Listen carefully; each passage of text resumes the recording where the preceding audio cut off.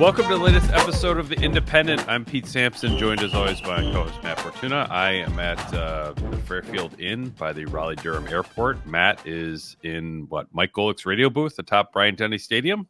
Yeah, it's I had a very Domer-filled weekend for a guy who's at a game in Tuscaloosa. I got caught in the airport with Paul Burmeister last night. I got to see Tommy Reese call plays tonight, and I saw Mike Golick Jr. call the game from up here, and now I'm in his radio booth. But that's not why we're here. We're here to talk about Notre Dame and the step forward they took today. And I got to tell you, Pete, watching that game, when it was still a game, midway through the third quarter, it was one of those games where I thought, whatever happens here, barring a loss, I think the ceiling for this team is higher than maybe even I gave it credit for entering. And I say that because they had a lot of self-inflicted wounds this game. I know it wasn't an ideal circumstance for anyone, but there was no way you watched that game, even when it was, I think, 24-17 and came away with any other takeaway other than Notre Dame is a significantly better team here. They should and will win this game. And now we can start talking big picture, especially with Central Michigan, me and you at least, with Central Michigan on tap here this week, can talk big picture because that looks like a damn good football team that went to Raleigh today. Yeah, they put it on NC State eventually. It took a minute to get there, but the 2-hour weather delay, 10 penalties for 82 yards. There was some funky stuff that happened that some of it Notre Dame brought on itself, some of it didn't. But when they came out after the weather delay, boom, first play, 80-yard touchdown from Audric Estme, who's running away from NC State's entire defense. Jaden Thomas, at midfield, is holding his arms up like touchdown. I'm like, yeah, okay, bold move. That kind of got your attention a little bit. And then, I thought it was a really good first test for Jared Parker where he had to counterpunch a little bit. The game plan didn't work out of the gate, so they had to get a little bit creative. They do that, in the 80-yard touchdown run from Estime. You've got Joe Alt at sort of right tackle next to, where a tight end would be, next to Blake Fisher, kind of an unbalanced line. So they got creative that way. And then he knew the right spots where NC State had sort of given up the ghost a little bit, where they are just going to have to sell out and stop the run. And it's like, well, what do you do then? You throw play action to Holden Stays, and you throw play action to Davis Sherwood, and you throw play action to Holden Stays again. So I thought it wasn't a perfect performance by Notre Dame, not even close. But I think in terms of what you got out of this weekend, if you're Marcus Freeman, a nice statement win. It showed what you can be when everything's clicking. And I think also having a little bit of game pressure on you isn't the worst thing after the first couple weeks of the season, where the players had to look around and be like, all right, we have to show up here. We can't just coast to a victory here and then just put their foot on the gas and the game was over. So it was, I thought it was a really impressive performance. I liked how they kept throwing late too. Because I think that's a bit of an identity shift from where Notre Dame was before. So I find Marcus Freeman, again, it's not a perfect performance, but in terms of getting everything that you needed to out of the Saturday, pretty damn close. Yeah, we talked about this last week, and we kind of had a running bit of why would you call a timeout to get the ball back against Tennessee State? And I said, well, because they haven't been in this situation before, and maybe they'll need to be in it. And sure enough, with 109 left, and it led to a touchdown for NC State, Notre Dame calls a timeout. It also leads to a touchdown for Notre Dame right before halftime. And again, that's a level of aggression and confidence that I don't think I've ever seen in a Notre Dame offense, quite frankly. And was this 13 years, I think, of covering the program in some capacity. It's just different. I was with a pretty big domer earlier this week. He turned to me kind of casually and said, what, Matt? We should beat Ohio State, and I've never had the balls to so much as think that. It's always maybe we can win. Now it's no, we got the better quarterback. We should win that. And I think that's a mindset that a lot of people around Notre Dame have, regardless of how poor Ohio State has looked through two games so far. I'm lying to you if I say I really broke down the film of Youngstown State today, but they struggled a little bit, probably more than they should have. It was an aggressive approach. You've got Hartman doing the game day interview on the field, doing stretches with Pat McAfee. He's making jokes about his rib. They did a whole segment on his rib. Adam Renenberg, our friend at ESPN, had a great story on said rib. talked to Sam's mom, and I guess there's a lot that goes into cleaning a rib if you're a former nurse. And she said, "Don't check my Google search history. You'll think I'm looking for ways to kill my husband and cover up the track marks." But it was funny, and it's just there's a spotlight on this team. Not that they're like it's Notre Dame, there always gonna be a spotlight, but like there's a natural gravitation toward it. I think when you have a superstar quarterback who's been there and done that the way Sam Hartman has. And I just think, they're showing the stats pregame. 73% of his passes entering today had resulted in a first down or a touchdown.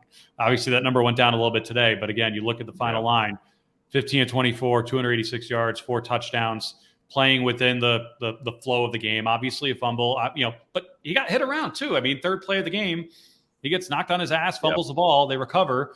And you think, all right, this is going to be one of those games. And they needed a game like that. I think both teams, neither got a first down, I think, until the third down of their third drives. It was a weird game. I don't envy you with the weather situation. I mean, it's something about Notre Dame and Raleigh that should be canceled. I mean, it's not a pretty mix. But Notre Dame made it work. And I think, by the way, I'm going to overlook this because it's the first thing I noticed, and I made a mental note. That gold C is beautiful. Why they haven't done that before on the chest, I don't know. That is awesome. Like that. They look good. I'm sorry, that's great. It was a nice touch for those jerseys. But I think that, what do you need to be a national story in college football? You either need to be coached by Deion Sanders or you need to have a superstar quarterback. And like Notre Dame has the latter of those two things, where you want to pay attention to what's going on with Notre Dame because it's Sam Hartman. And I think he comes across as like, eccentric a little bit, but I was down on the field after the game and, I think it was Molly McGrath, doing post-game TV with her at midfield. So Sam is the last guy in the field. The entire Notre Dame team's and the coaching staff's already in the locker room.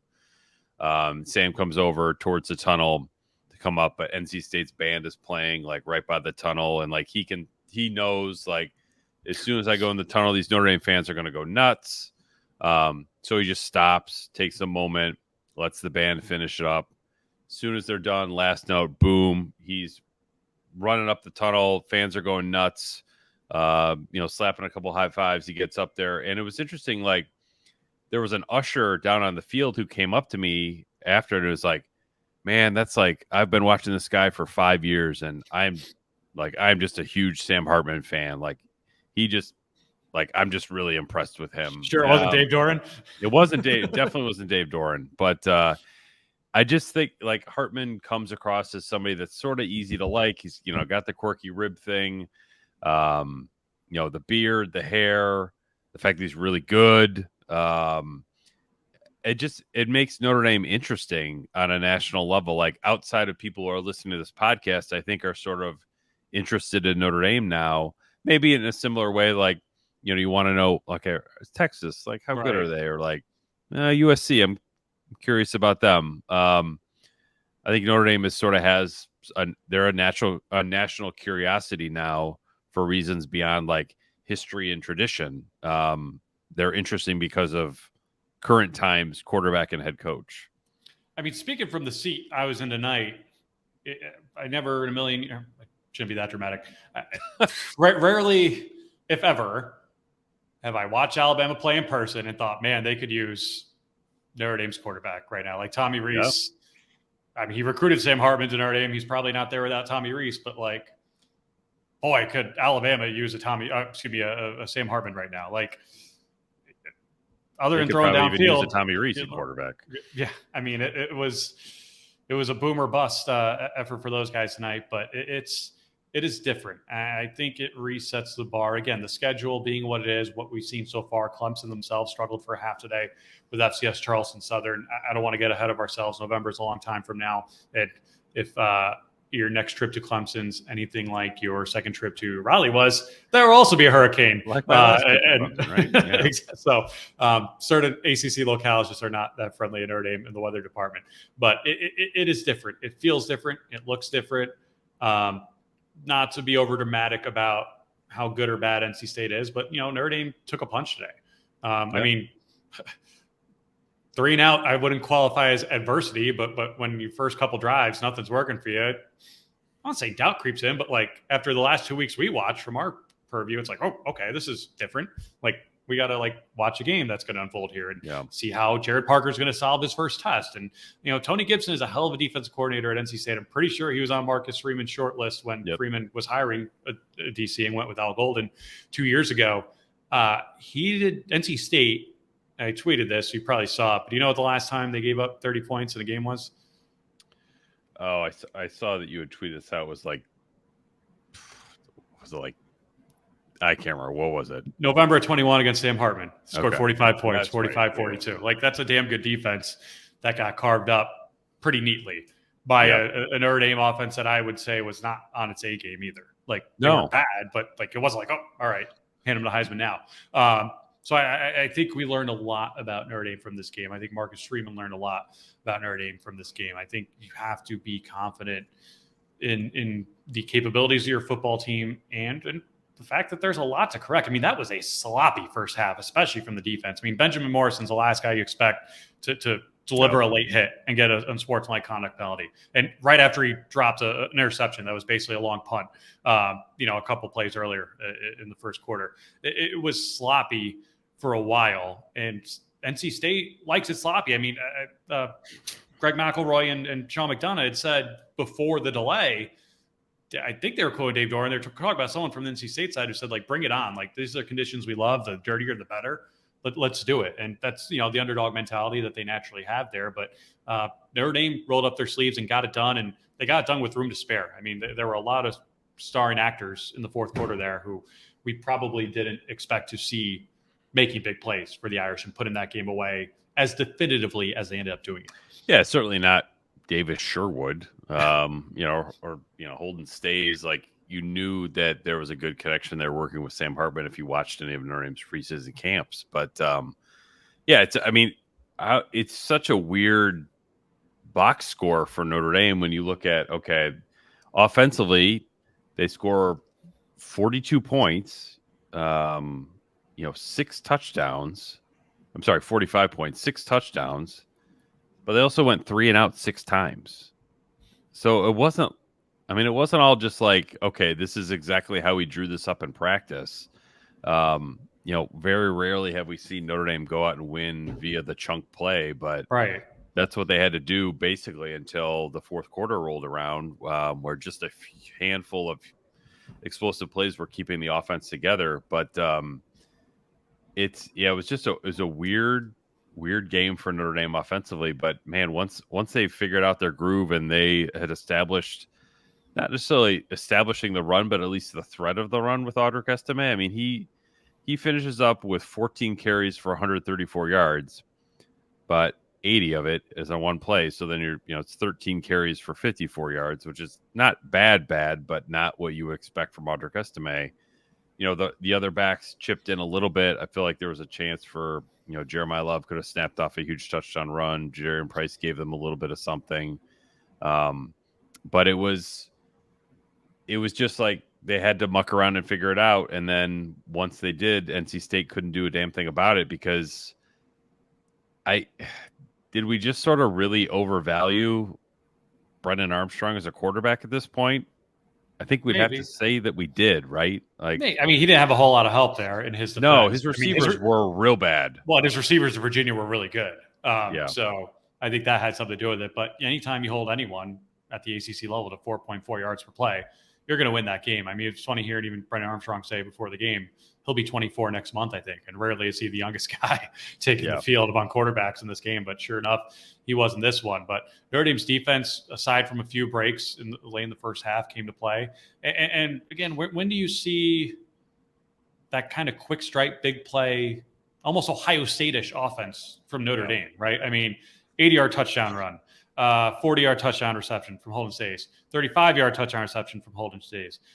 Great House had a 13-yard touchdown that came on a 40-second drive right before the half that you just knew they were going to be aggressive and probably get some points out of it. It's exciting to see. It's very easy on the eyes on TV and for the fan base to get behind. When you have a charismatic quarterback, it makes you a very likable bunch. And it was just it's been different. It's been exciting. It's come together quicker for them than I thought they would. Not that I have my doubts about Sam Hartman, but again, the guy just got there in the winter. The guy he committed to play for left right after he got there. He's got 2 new coaches in his ear that he didn't have he didn't think he would have after last year, Jared Parker and Gino Guidugli. So it's just been different, but it's been such a natural transition, and it's really seemed to click for these guys on all cylinders. I also add Spencer Schrader. My God, the foot of God! Like, holy cow, can that guy boot it? Like, I'm watching. You probably had a little more background on him than I did. I knew he was from USF, but Freeman, not even thinking twice about putting him out there for multiple 50-yard kicks, one of which was good, the other which absolutely had the distance. Yep. In those conditions, I mean, wow, like that was something. He is an interesting guy. I will have a big story on him on The Athletic this week that I had been Don't all subscribe at once. Yeah, well, I've been saving in the preseason. Like, well, this guy hasn't done anything yet. Maybe I'll wait for him to do something before writing the story, and he did plenty today to warrant it. Yeah, it's across the board. There was so much that Freeman could point to as like, this is almost all good stuff. I mean, defensively, Brennan Armstrong finishes 22 of 47 with 3 picks, 2 touchdowns, and that's good. But NC State on the ground, like, they had to get all gadgetry with jet sweeps and whatnot, and they still only finished with 30 carries for 84 yards. Like, that's winning football from a defense that had shown some good things. I don't know if either of us looked at that defense and thought, like, okay, they got a chance to be great. But, I mean, Xavier Watts played outstanding today. He has a great PBU that frankly was in some ways more impressive than the pick he had a snap later. DJ Brown gets a pick as well. Ben Morrison got a pick after missing it earlier. They got a lot out of a lot of guys defensively today. Maris Leaf, I was in that group. They got pressure on Brennan Armstrong, but did not turn him loose as a runner, which is something that killed them against USC last year. Armstrong finished with 12 carries for 26 yards. Like, that works every dang time. So it was, I thought Al Golden was steady throughout the game, and then Jared Parker grew into it, which is a bit of a counter from the previous 2 weeks where Jared Parker came out with like plan A is working just fine, and Al Golden had to figure out plan B, plan C, and plan D on the fly. The roles were reversed on Saturday, and I thought Jared Parker came out looking pretty good because of it. Did you see Notre Dame's next week's opponent today? I saw they beat New Hampshire like 45-42. Yes. I was following along, and it was close, and I just kind of assumed they pulled away, and I just looked at that final score now, and I was like, okay, yeah, interesting. So, well, not sure what we'll really learn next week other than to tune up for Ohio State. Matt, what have you always said is my biggest weakness on fall Saturdays? Well, Pete, I'd say your hair, but who am I to talk? Let's go with your wardrobe. Harsh but fair. As a friend and your co-host, let me tell you about the exclusive clothier of Notre Dame football, ESQ. ESQ outfits over 400 professional athletes, celebrities, and Irish players on game day, with bespoke clothing that elevates their game off the field. ESQ sculpts every garment with precision, helping you look your best for work, weddings, celebrations, or in your case, Pete, the press box. Listeners of The Independent can get 15% off their first online order by using the code IND15 at checkout. That's IND15, or visit them at their Chicago showroom for a full custom look. Head to esqclothing.com to create your perfect fit. What did you do at the break? Because apparently Notre Dame forgot to pack food, and Audric Estme had a concession stand hot dog that propelled him to an 80-yard touchdown. Yeah, a bit of a fail on my part. Like, I wish that as soon as I saw that TV report that I had gone down to the concession stands and figured out who had actually served the hot dogs. But yeah, actually a good story. That's really yeah, that was a missed opportunity. My bad. But yeah, during the break, I did some work on stories for next week, and just waited for the rain to stop, which I wasn't entirely sure it was going to stop at all, because you were seeing some water pool on the field. Obviously, if you've covered Notre Dame as much as I have, you have some PTSD after the game in 2016 or the monsoon game at Clemson in 2015, the USF game in 2011. there for all of those horror shows. So yeah, I waited for the game to start again, and then tried to figure out, okay, is it 20 minutes or 30 minutes? And then you tried to follow it on NC State's brand new, beautiful scoreboard that didn't get struck by lightning, but lightning was close. And then it probably surge. Did. They just didn't want to say that. Yeah, there was a big power surge where like the overhead lights just, and then the video board like scrambled. Eventually it came back on all the way, but I felt for NC State in that moment because they were quite proud of their new video board, and it almost did not last one quarter of one game. I don't know if you're watching the broadcast. The rules expert, and the names escape me right now, became a grandfather during the delay. So he had a pretty eventful. He was doing it from his house. I don't think he went to the hospital, but that was exciting for him, I'm sure. And then I saw your tweet about the dog in the pregame picking up the was it the yard mark, the cones, tee, or yeah, the tee. We gotta get the dog as a guest on the Independent. Yeah, that's NC State there was multiple live dogs mascots because there was like Mr. and Mrs. Woof. Yeah, they were there, not live animals. Then there was the T-Dog, but then they also had it was a husky, but man, it looked like a wolf. And it was just walking around on with a leash, and that was a fine looking animal. But yeah, it was NC State. I don't want to rip NC State, but what's the difference between NC State and Purdue? Are they really they get to play an ACC schedule instead of a Big Ten schedule? Depends. Well, speaking of delays, you see Purdue today? Yeah, their game started at noon and ended 2 hours ago. Yeah, I feel like NC State is the Purdue of North Carolina. I don't. They are not good. I don't know how they win as many games as they do. I do know because they play in the ACC. Yeah, I'll tell you that. Yeah. But watching them today, they seem very, very average. And I'm not trying to. I don't say this to take any away from Notre Dame's performance at all. But I just don't think NC State is good. And if I was around NC State, I would look around my home state and think do I have the fourth best head coach in my state, in my league?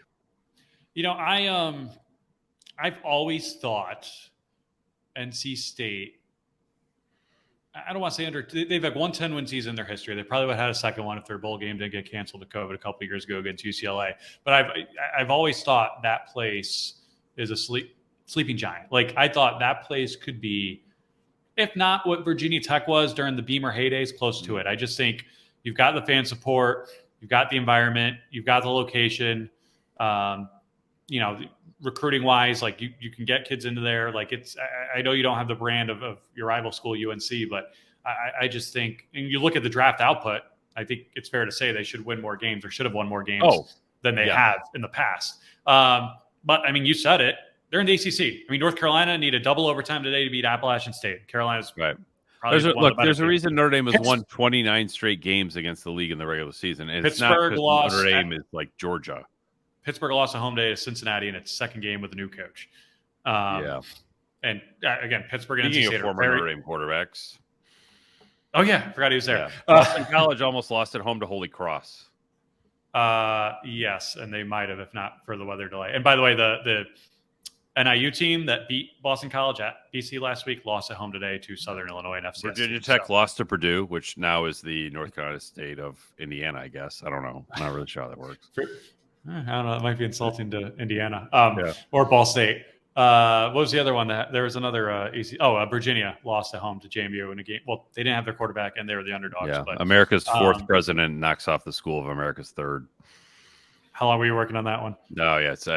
Look, there was a long delay, as you might know, Matt. I got to interview the Texas governor on the field tonight. So okay, congratulations. No Bevo. Actually, it's funny you bring up Purdue. They had a troll of Notre Dame this week on Instagram. They have a new mini drum, and the caption was, "Won't have trouble getting through any visiting tunnels this time," or something to that effect. Oh, so, that's excellent. Forget live animals, Mr. and Mrs. Woof, or whatever they got at NC State. Whenever Purdue's back on Notre Dame's schedule, they're bringing that drum and they're smashing that thing. As they should. Through the tunnel, as they should. God, that now that you mentioned it, the ACC is just... Well, it's look, Florida State obviously is up. I was going to say Florida State. Miami is up. Are they? It's A&M. They won 5 games last year. I mean, good for Miami. It's a big win for them. I don't want to take away from them, but like, I don't know if they're a threat to make noise this year. Exactly. Yeah, that's fair, but and that's why I don't want to dwell too much on like the quality of Notre Dame's ACC opponents, because like, look, they're better than Wake. I think Wake's good. They're better than Duke. They're better than Wake. Obviously, they're better than Louisville. I guess it's more a question of like, are those teams better than NC State? I don't know if depends on the day. Yeah, it depends on the day. I mean, the ACC Coastal was always the weirdest division in college football. Like, none of it made sense. I don't know what the win-loss against the spread record is with those teams, but I'm sure it was just completely out of whack because none of it made sense. Now that there's no divisions, everyone's playing everyone. And in some ways it makes even less sense because there's not this like natural pecking order of like, all right, you've got Clemson, Florida State, and everyone else in the Atlantic, and then just, jumbled mess at the Coastal. It's not the best league. I think we can confidently say that. But I do think there are teams that on any given day play up to or down to their competition. And if they catch Notre Dame at the right time, maybe they could beat them. I don't think it'll happen. Roddy Jones was on our show earlier last week, and he broke it down in great detail about just matchup wise. Like, Notre Dame's built much more like a Big Ten team physically. Yep. And that's just not the ACC style football. Even Clemson during their national title heydays, they had multiple first round picks receiver and generational quarterbacks. Their offense line was never really good. They figured out one of the two lines, but they never figured out both. Right. They never did. And that's something that a team like Notre Dame will feast on, because Notre Dame's almost always good on the offensive line. They're almost always more than good on the defensive line, or at least good enough, even if they don't have first-round talent there every year. And when you win the line of scrimmage, I saw it tonight, right? Texas is back because they got those big boys up front, and they bullied Alabama. That makes all the difference in the world, especially if you don't have the skill players that Clemson had 5 years ago, that Alabama had 3 years ago. So Notre Dame has the most important one right now at quarterback. And that, again, changes the conversation around this program and what can be done. Again, I don't want to get, too far out over or under the skis, or whatever the saying is, but that game on September 23rd, Ohio State, I mean, I haven't checked to see if you can bet on it now. I'd be almost surprised at this point if Ohio State was a favorite. Just based on from what you've seen so far. I'm not saying they're definitely going to win. I'm just saying, based on what we've seen and knowing what we know about both teams' quarterbacks, it would be a crushing loss for Notre Dame if they lost that game. It may be. I agree with something. It'd be like Georgia 17. Like, they could have won. They maybe should have won. Yeah. And then you see what Georgia did, and you're like, maybe this was our year. Like, again, Ohio State could win it all this year, knowing the way they've recruited. But I just haven't seen anything from them so far that makes me think that team's going to go into South Bend and they could win, obviously, but dominate. Like, Notre Dame's got the better quarterback. They've got the home field advantage. They've got a lot of hype and excitement, barring any disaster next week in Central Michigan.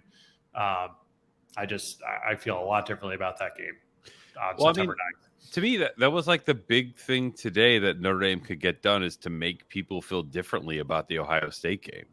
That I'm not going to sit here and say Notre Dame should win that game, but I think a lot of the fan base rationally feels like Notre Dame should win that game. And if you can't win that game this year, I'm not going to talk you out of it. Like, I'm not going to try to talk you out of that vibe. Like, I'm not saying it'd be a disaster if they lost, but if you're Notre Dame and you view yourself as a playoff contender and eventually a national title contender, you need to win that game when you have one of the best quarterbacks in the country, because you're not going to have Sam Hartman on your roster next year. And whoever you get, even if you go to the portal against, probably not going to be as good as that guy is. No, it's probably not going to have as 10. Now he's 10th all time in career touchdown passes. Like, it's going to be hard to find that guy, because that guy doesn't exist in the transfer portal almost every other year. So I think Notre Dame, both the team and the fan base, now believes that they should beat Ohio State.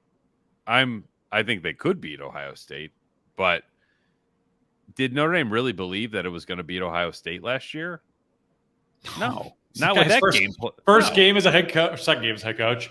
First game for Tyler Buchner.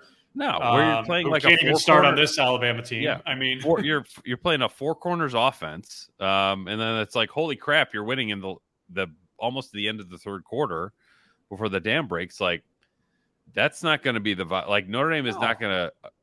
Notre Dame doesn't have to play to hide its quarterback anymore. Like, its quarterback is the show, and you are always in the game with Sam Hartman when you have a quarterback like that. Like, that's how other elite teams feel all the time. Now that's how Notre Dame gets to live in that zip code now. We all know how Ryan Day is with quarterbacks, and I think Kyle McCord will eventually be really good. He wouldn't be starting at Ohio State if he wasn't.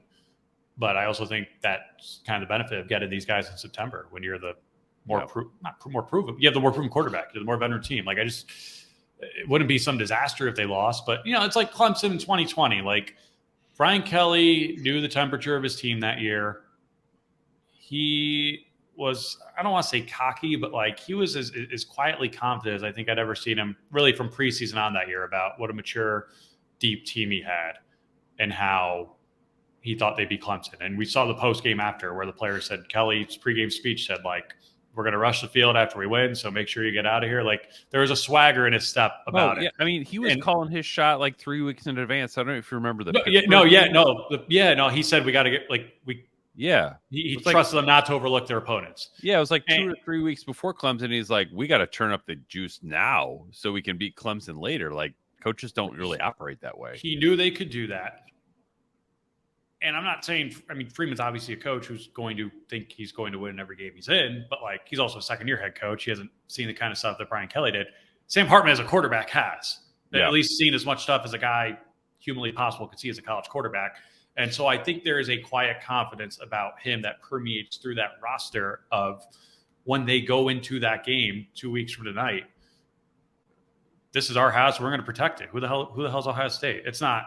You're wearing your Under Armour stuff, man. Again, like. Well, it was supposed to be a lot hotter than it was. I thought I'd be sweating a lot. And therefore I thought, what is the cheapest polo that I care about the least in my closet that I got on the discount rack that I can wear? And I don't say that insulting to Under Armour. Like, it's the bargain brand for dads like me and you. Like, it's great. I get a bunch of stuff at their Memorial Day sale and I wear it. And I'm sure that helps with recruiting, but like it works for me. So I like it. I'm also wearing a pair of, if you see me right now, I probably fit. Yeah, if you were watching on the YouTube show. If you're watching, I won't move my camera. I'm wearing these like salmon colored summer pants that I got summoned for jury duty last week. I got out and I thought, the Old Orchard Mall is 4 minutes away. Let me go see what's there. There's no one there. And I got $10 summer pants at J. Crew because they were $10. And I didn't think I'd wear them for a year. And I thought, I'm going to Alabama. Might as well wear them now. So high value. These have been on these clothes have been on my body since about 5:30 a.m. this morning, given my flight travels here, which rivaled you coming back from Dublin. But it was all worth it. It's awesome environment here. I got to see a ton of good football at my hotel and on TV here. Paul Burmeister, a friend of the program, I see in LaGuardia late last night. I also learned that Allentown is an airport, and I spent way too much time in it last night as well. Yeah, I took 4 different planes to get here. This is why I don't connect. It was a struggle. And poor Paul was stuck in LaGuardia for way too long, too, for a direct flight to Raleigh. He was there, I assume. As far as I know, I saw Ryan Harris, also a friend of the show, a few times. Yeah, I saw Ryan posting, but I didn't see anyone in the booth. I think he would have called somebody maybe you. Yeah, maybe he called me and was like, "Can you do play-by-play for this?" And like, I know the Notre Dame players. It was getting back to like the bigger picture stuff. I put that question to Marcus Freeman afterwards because it's like, really, he's what, 13, 14, 17 games into 16 games into his head coaching career here. Like, sure. He really hasn't had like can you look ahead? What does this mean big picture? Which is like the question I put to Brian Kelly like every other week. Start 0-3. You gotta.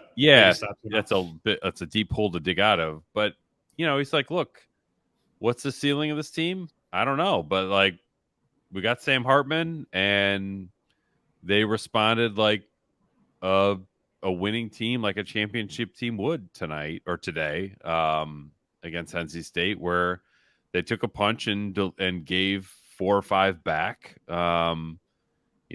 Dealt with some adversity, and again, like, it all goes back to what kind of quarterback do you have? They have the kind of quarterback that only one of the teams you saw tonight live has, and it's not the one that was in Crimson.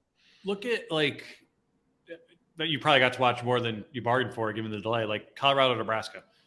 Yeah. Matt Rule is a great coach. I have no doubt he'll turn Nebraska around the way he's turned around far worse programs in much more dire straits. But he put all his chips on the table on Jeff Sims, who is terrible. Right. And when you screw that position up, nothing else. Like, Nebraska's D played their ass off today and was absolutely good enough to win that game if they just protected the ball on offense. And they didn't.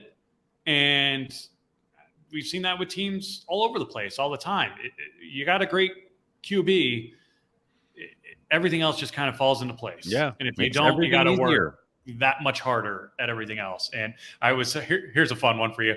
I was going to the restroom during a third quarter break, and who's in there? Cooper Manning. And I thought, man, if only there was a Bama bagman in this press box to go over and tell your son to switch sides right now, because you're not getting used at Texas, and you'd be slinging it right now tomorrow for Alabama based on what we saw from those guys tonight. So it's all about the quarterbacks. It's always been that way.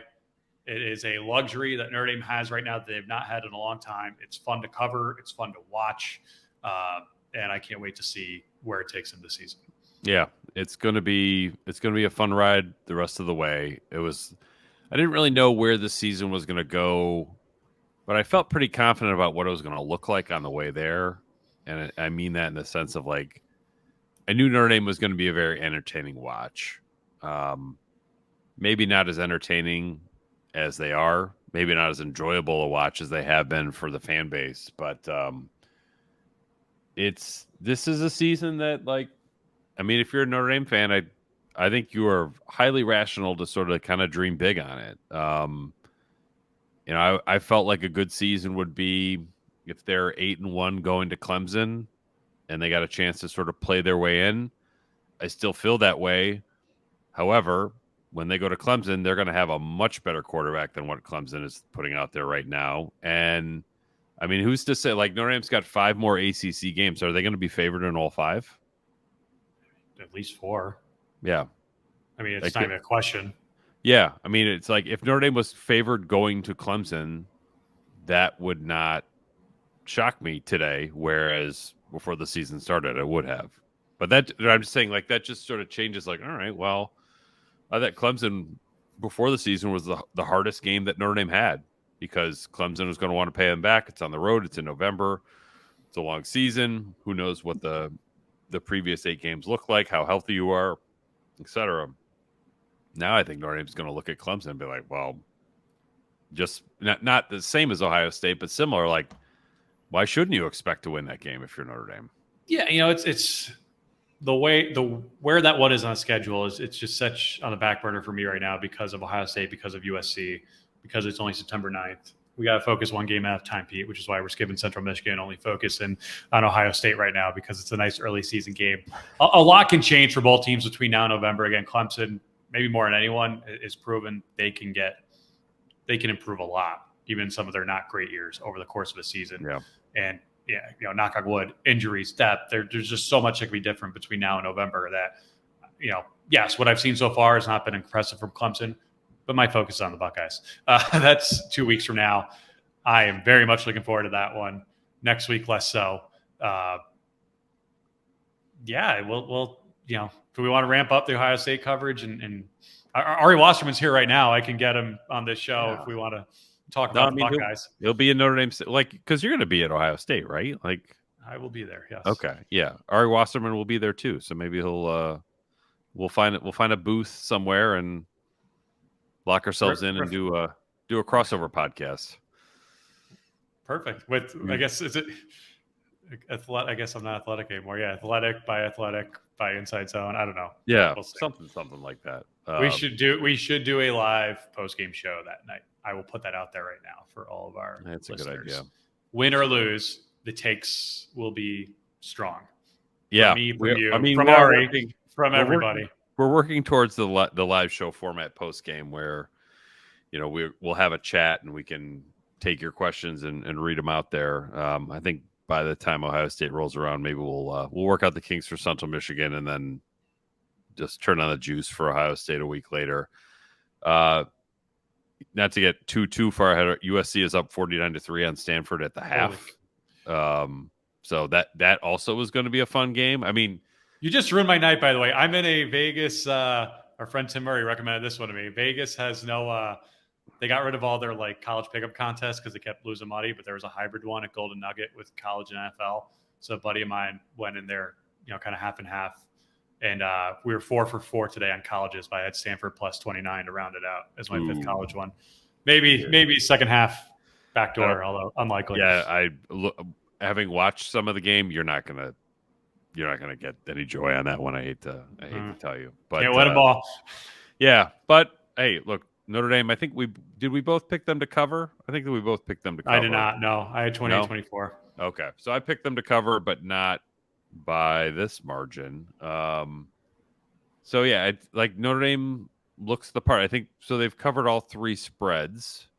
No, did they cover last week? They did. I think just at the very end. Yeah, I know. I think you're right. Yeah. It wasn't very public. So it's like good teams win, great teams cover. Is that the saying? You're more into the gambling stuff than I am, but Notre Dame is the end result. What they're putting on the field it's not only winning football. It's I guess it's winning football in multiple ways, depending on how you like to consume the sport. But Notre Dame just they got a lot going for them right now. I think that will continue next week. If ever there was a time to look ahead and only win by 20 and not cover a 35-point spread, that's probably it. But I mean, we're gonna get one of the things that I really wanted this season is to see undefeated Notre Dame versus undefeated Ohio State in prime time, and what that scene is like. Because Notre Dame doesn't not just Notre Dame, most colleges don't get that scene more than once every 4 or 5 years. But September 23rd is going to be one of those times where Notre Dame gets it. And it's going to be a hell of a lot of fun to cover and be there and experience and soak it all up. So, all due respect to the Chippewas and in the Brian Kelly Classic next week, but I'm on to Ohio State already. I think Jim McElwain, right? Yeah, Still Jim McElwain. Any shark photos? Any naked shark photos? We got to be on the lookout for.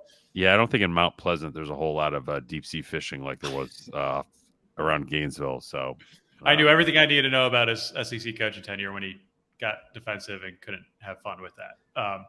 Just not going to work down there if you're wound that tight. No, I don't think so. Game day is going to Colorado next week for Colorado State, which again, I kind of assumed they would be going to Notre Dame, Ohio State, but if they hadn't hit Colorado yet, that left open the possibility of Colorado, Oregon. Now, I mean, again, no one's told me anything. Got to be, right? It's got to be Notre Dame, Ohio State. They can't miss the chance to get those 2 brands. Yeah, well, and I think, will NBC be there as well? Will they do sort of an on-site? NBC's doing from my understanding, they're doing that's their primetime, they're just like Charlotte, Maryland tonight, which was actually a good game. Did Maryland come back and win? They were losing. Charlotte, Maryland was NBC's primetime A-team tonight with the studio and everything, but I believe they are all doing that for the Ohio State game.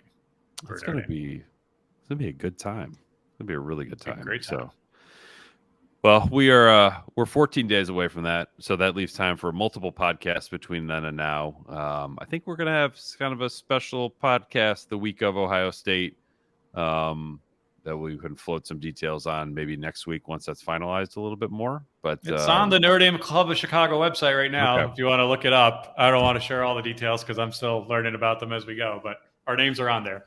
Yeah. Might be a good time to hang out if you want to catch a live show of the Independent. So that will be fun. The game on Saturday night against Ohio State will be fun because Notre Dame took care of its business today against NC State.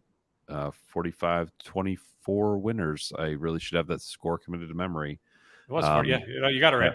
Yeah, Notre Dame's 29th straight win over the ACC in the regular season. Sam Hartman throws 4 touchdowns. And Notre Dame's season of high quality programming continues. So Matt, I don't know if you got anything else to add, but it's no. I passed a 24-hour Whataburger on the way here. I've never been to Whataburger, and I can't think of a better way to commemorate a Texas's back victory than by trying my first Whataburger way past midnight in Tuscaloosa, Alabama, on my drive back to Birmingham tonight. So I'm looking forward to that. Hopefully that lives up to the hype. Just the same way Texas did. Yeah. All right. On that note, we'll wrap up there on this episode of The Independent. We'll be back next week. Probably not to preview Central Michigan a whole lot, but to talk about more about Sam Hartman mania. We'll find a fun guest to come on the show too. So until then, he's Matt. I'm Pete. You've been listening to the latest episode of The Independent.